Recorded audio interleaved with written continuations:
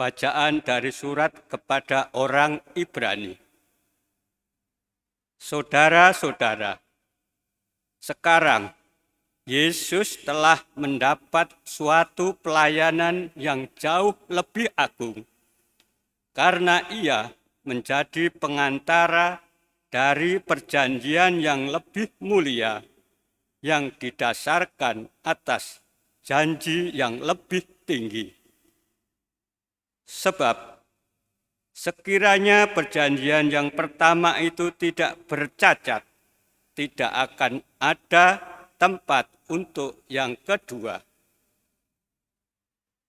Allah sudah menyadarkan mereka akan cacat itu ketika Ia berkata, "Sesungguhnya akan datang waktunya." Demikian sabda Tuhan, "Aku akan mengadakan perjanjian baru dengan kaum Israel dan dengan kaum Yehuda, bukan seperti perjanjian yang kuadakan dengan nenek moyang mereka, yakni waktu aku memegang tangan mereka untuk membawa mereka keluar dari tanah Mesir. Mereka tidak setia kepada perjanjianku itu, maka aku menolak mereka." Demikian sabda Tuhan. "Tetapi sekarang, inilah perjanjian yang kuadakan dengan kaum Israel. Aku akan menaruh hukumku dalam akal budi mereka dan menuliskannya dalam hati mereka. Aku akan menjadi Allah mereka dan mereka menjadi umatku. Mereka tidak akan lagi mengajar sesama warganya atau sesama saudaranya dengan mengatakan, 'Kenallah Tuhan,' sebab mereka semua besar atau kecil akan mengenal aku. Sebab aku akan menaruh belas kasihan terhadap kesalahan mereka dan tidak lagi mengingat dosa-dosa mereka."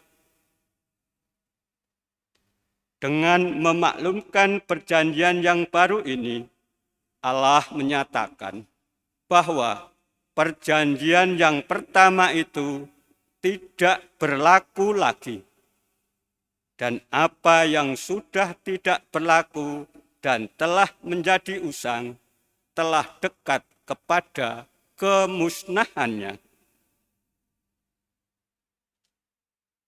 Demikianlah sabda Tuhan. Mazmur tanggapan dengan refren, "Kasih dan kesetiaan akan bertemu." Kasih dan kesetiaan akan bertemu. "Perlihatkanlah kepada kami kasih setiamu ya Tuhan, dan berilah kami keselamatanmu. Sungguh, keselamatan dari Tuhan dekat pada orang-orang takwa, dan kemuliaannya diam di negeri kita."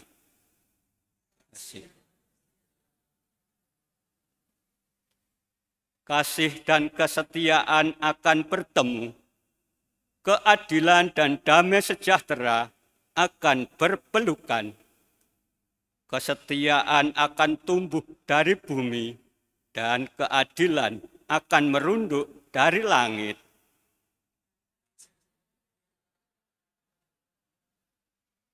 Tuhan sendiri akan memberikan kesejahteraan, dan negeri kita akan memberikan hasil. Keadilan akan berjalan di hadapannya, dan damai akan menyusul di belakangnya.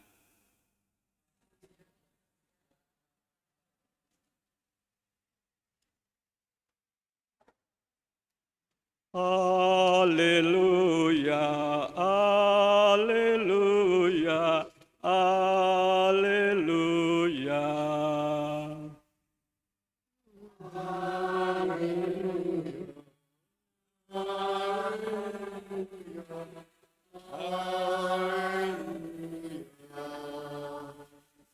Dalam diri Kristus, Allah telah mendamaikan dunia dengan dirinya dan mempercayakan warta pendamaian kepada kita. Haleluya. Haleluya. Haleluya.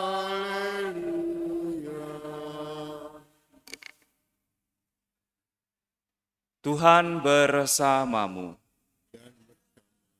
Inilah Injil suci menurut Markus. Dimuliakanlah Tuhan.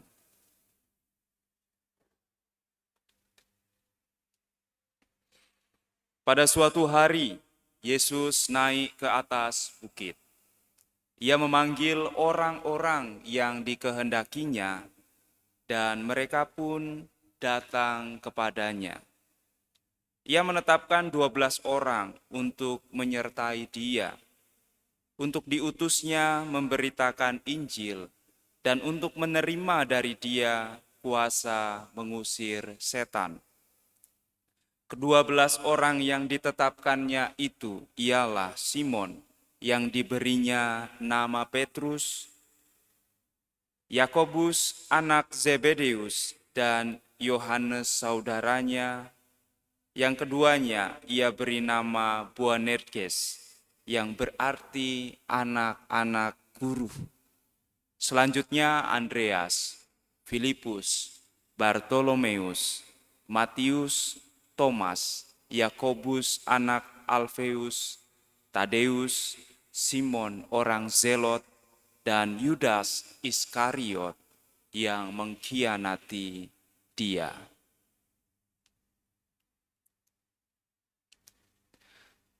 Demikianlah sabda Tuhan. Terpujilah.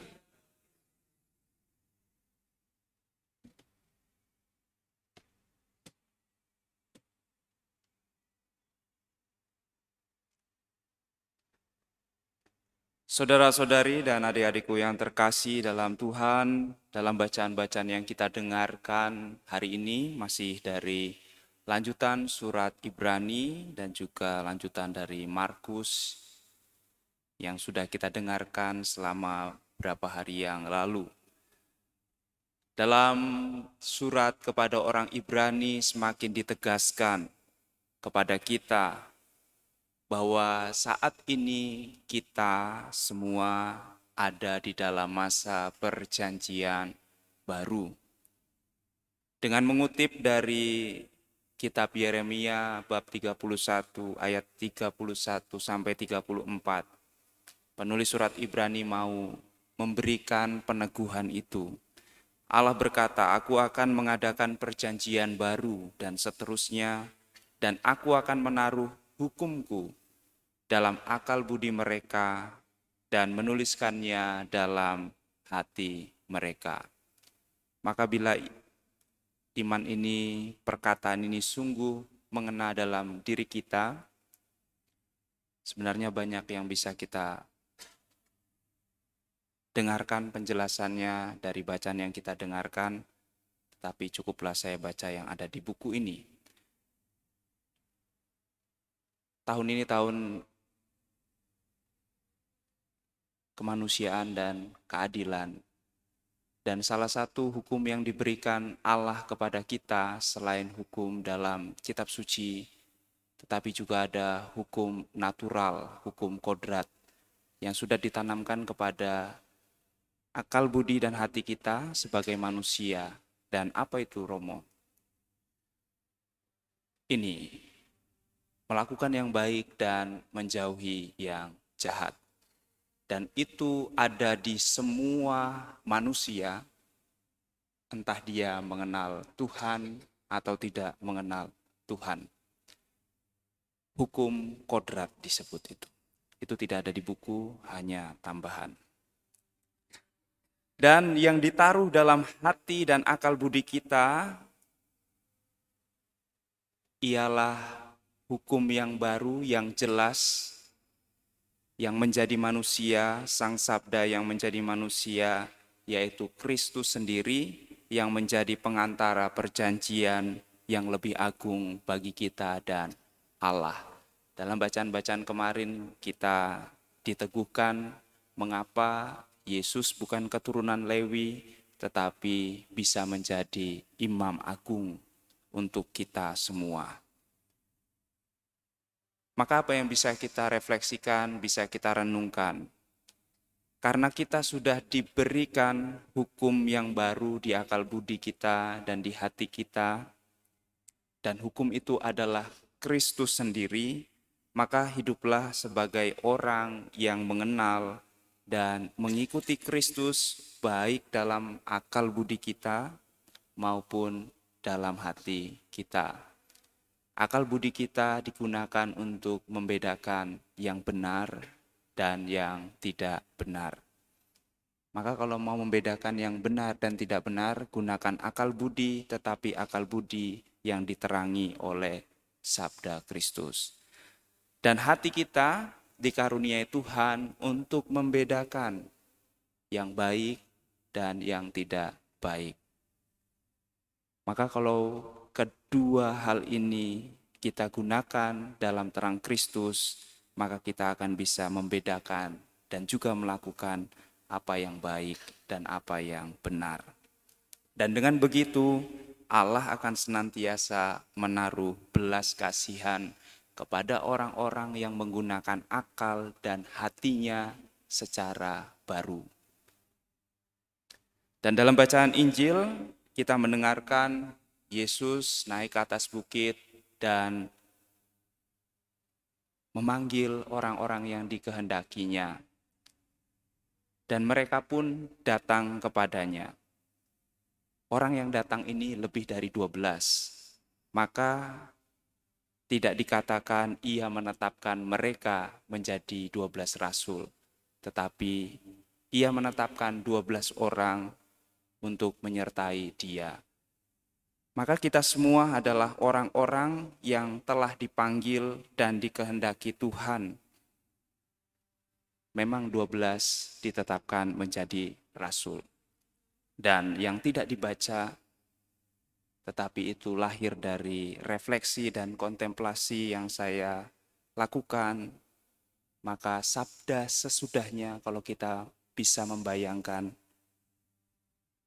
12 ditetapkan menjadi rasul, 12 ditetapkan menjadi guru yang baik, 12 ditetapkan menjadi pengusaha yang jujur, 12 ditetapkan menjadi ibu rumah tangga yang murah hati, dan 12 yang lainnya ditetapkan menjadi kita masing-masing.